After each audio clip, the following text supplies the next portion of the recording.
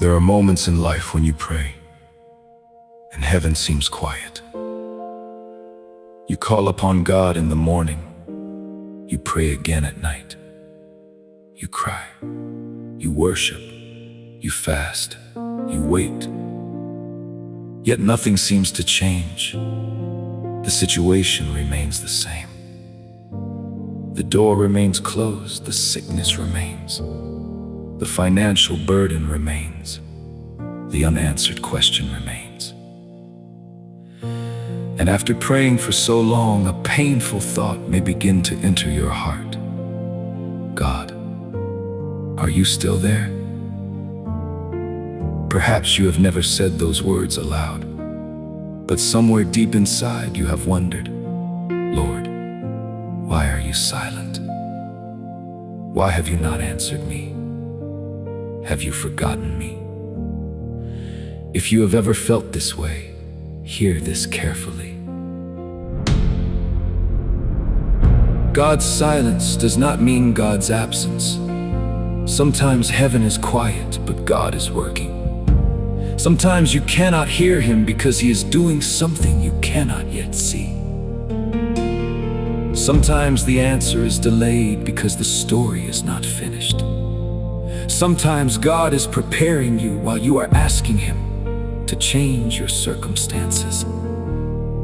Sometimes He is closing a door because He knows what is behind it.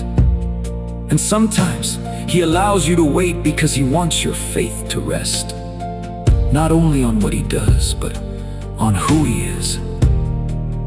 David understood this kind of silence. In Psalm 13, he cried, "How long, O Lord? Will you forget me forever?" David was hurting, confused, and waiting, yet he continued to speak to God. He did not allow his questions to become greater than his faith. That is a lesson for someone today. You do not have to understand God before you trust Him. You do not have to see the answer before you believe that He is working. Sometimes the hardest part of faith is believing when nothing appears to be happening. Perhaps you have asked, how long will I wait for my breakthrough? How long will I remain unemployed? How long will I continue struggling? How long will I pray for my family? How long before this door opens? The pain of waiting becomes deeper when you cannot understand why you are waiting. But remember this, God has not forgotten you. Human beings may forget you. Friends may forget your sacrifices. People may forget the times you held them. Someone you trusted may stop answering your calls. Someone you loved may walk away. Someone you expected to support you may disappoint you. But God does not forget His children. You may feel forgotten, but you are not forgotten. You may feel abandoned, but you are not abandoned. You may not understand what God is doing, but God has not stopped being God. Think about Joseph. God gave Joseph a dream, but immediately after that dream, his life seemed to move in the opposite direction.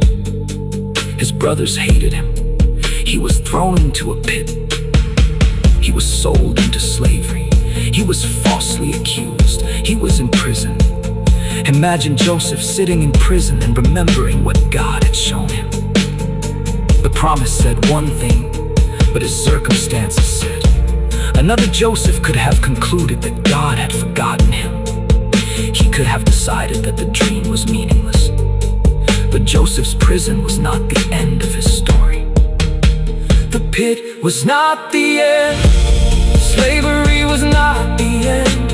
False accusation was not the end. Prison was not the end. God was still writing the story. Perhaps you are living in a chapter that you do not understand. Do not close the book because you dislike the chapter. God is not finished writing your story. A difficult chapter is not the conclusion of your life. A painful season does not mean that your purpose has been canceled. A delay does not mean that God has rejected you. Sometimes silence is part of the process.